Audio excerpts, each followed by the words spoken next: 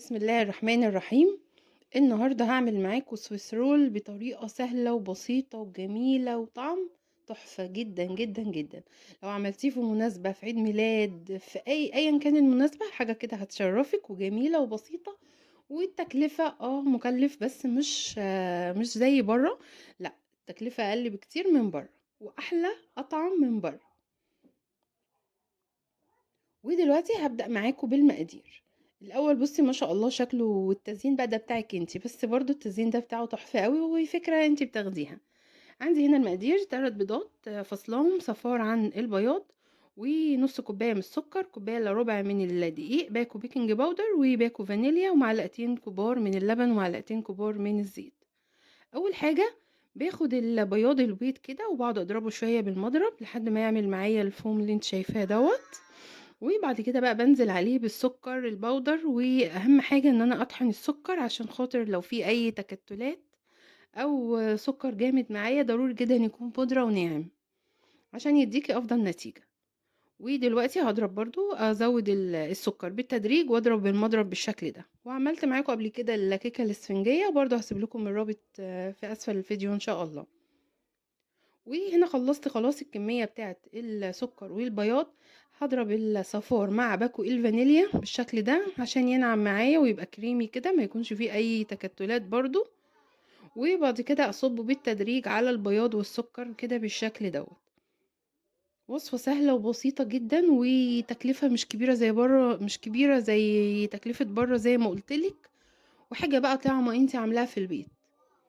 صراحة الطعم بره بقى طعم غريب كده، والحاجة غالية على الفاضي، وتحسي في الاخر ان هي ما فيهاش بركة، ولا كأني اشتريتي حاجة. يعني اقل حاجة 300 جنيه. لا، انا بال 300 جنيه بقى هعمل حاجة حلوة في البيت وكبيرة وجميلة وتقضينا كلنا. وبعد كده بقى حطيت هنا على الدقيق كوباية الا ربع من الدقيق، ونص كوباية من السكر زي ما قلتلك، ضروري جدا ان الكوباية تكون واحدة. هنا خلطت الدقيق بالبيكنج باودر، وما ننساش ذرة الملح. وهحطه كده بالشكل ده بالتدريج. وبعد كده بقى بالاسباتيولا كده افضل اعمل الدقيق كده في اتجاه واحد. طبعا الدقيق لازم احطه بالتدريج، ما يكونش كله مره واحده، علشان خاطر تقدري ان انت تتحكمي فيه وتقلبيه كمان. طبعا زي ما قلتلك، الدقيق عشان ما يتكتلش معاكي تقدري تتحكمي فيه كده بكل سهوله، والخليط كله يتجانس مع بعضه. وهنا خلاص بعد ما قلبته بقى بجيب الصاج بتاعي. الصاج ده مقاس 30 في 40. وكمان تكوني مشغله الفرن على درجه حراره 160. ضروري طبعا ان الفرن تكون سخنه، 10 دقايق بالظبط وبتطلع معاكي الكيكه. حطيت الخليط هنا، وعشان سويس رول فهيبقى رقيق معايا، السمكه هيبقى رقيق. وافردها بقى كويس في الصاج بتاعي. طبعا ورق الزبده ضروري جدا ان احنا نحط ورق زبده في الكيك الاسفنجي، لان احنا مش بندهن الصينيه زيت ولا سمنه ولا اي حاجه. وبعد كده باكون محضرة بقى فوطة أو حتة قماشة بيضة كده بالشكل دوت، تكون نضيفة، وأبدأ إن أنا أقلب عليه السويس رول بتاعي. بصي ما شاء الله، بعد ما طلع معايا اللون والسمك كمان حلو قوي اللي هو سنتي. بعد كده برش رشة بسيطة بس من السكر، سواء على القماشة أو على ورق أو على كيس نايلون، علشان خاطر الكيك ما يلزقش فيه، أو الوش دوت ما يلزقش فيه. وبعد كده بقلبه كده معايا بالشكل دوت.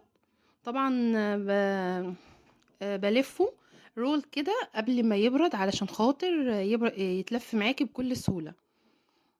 ودلوقتي خلاص شلت ورق الزبدة اهوت بالشكل دوت. يتهوى بس بسيط، وبعد كده بلفه، بس ضروري جدا وانتي بتلفيه يكون بارد معاكي، قصدي يعني يكون لسه سخن. وبعد كده بقى بلفه بأي اتجاه انت عايزاه، بس عشان يبقى السرول بتاعك مرتفع كده وحلو، يكون بالطول بالشكل ده. بس كده، واركنه شويه بقى لحد لما احضر الكريمه. طبعا الكريمه انا عملتها معاكم قبل كده، برضه هسيب لكم الرابط بتاعها باذن الله. وهنا الكريمه بتاعتي كانت جاهزه معايا. وبعد ما السويس رول برد شويه، خلاص هبدا ان انا افكه تاني وادهن بقى الكريمه، وبرضه الفه تاني واشيله في التلاجة. خطوات لازم تعمليها علشان يديكي افضل نتيجه. حاجة بجد سهلة، يعني لو جربتيها بالطريقة ديت هتبقي أستاذة إن شاء الله، وهتستغني بره، هتستغني عن حلويات بره وجاتوه بره وكل حاجة بره. وهنا فردت الكريمة بتاعتي، ممكن بقى تضيفي اي اضافات تانية انت حرة وبراحتك خالص. هلفه تاني بقى بالشكل دوت، واجيب رول ستريتش او كيس نايلون او اي حاجة، او اسيبه في القماشة كده زي ما هي، وبعد كده احطه في التلاجة بقى عشان خاطر يتماسك كده معايا، واقدر ان انا ايه اشكله، واقدر ان انا اغلفه بالكريمة من فوق عشان يديكي الشكل اللي انتي شفتيه.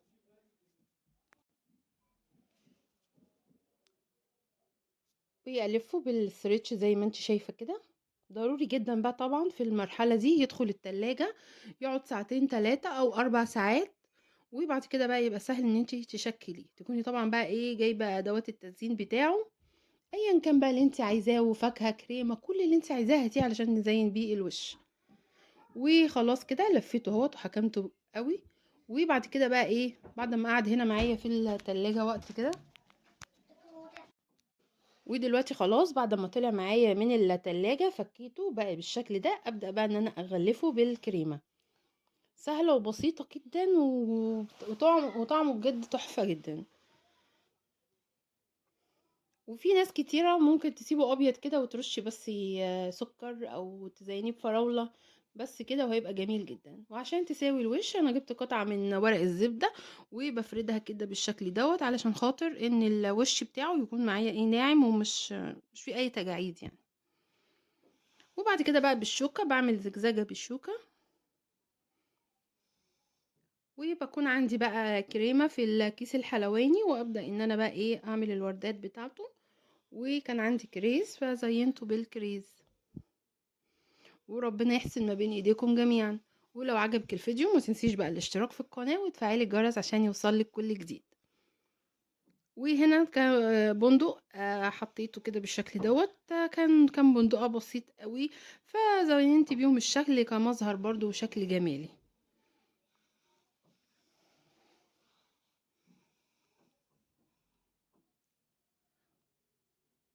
وصفة سهلة وبسيطة، ولو عجبك بقى ما تنسيش الشير عشان غيرنا يستفيد.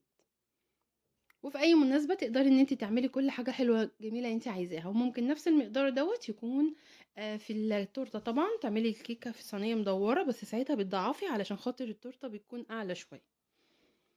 وبكده خلصت خلاص، هحطه بقى في التلاجة لحد لما زين السويس رول الشوكولاتة.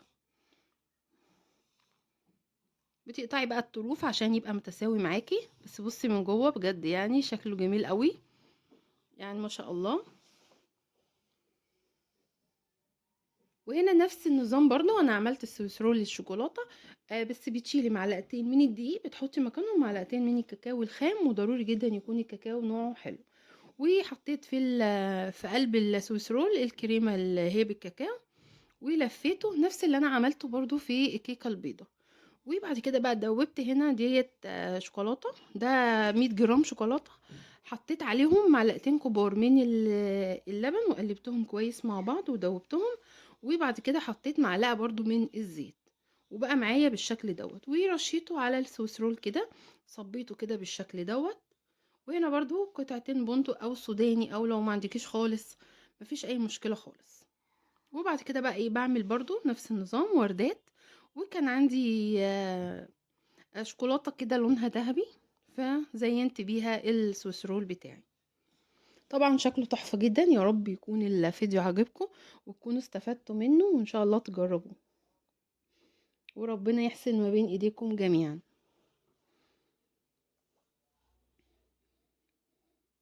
المهم في النهايه بقى شكله تحفه بجد، ما صدقوش ان هو اساسا في البيت، لا قالوا لي لا ده جاهز، من كتر ما هو فعلا حلو. واحلى حاجه طبعا ان هو في البيت.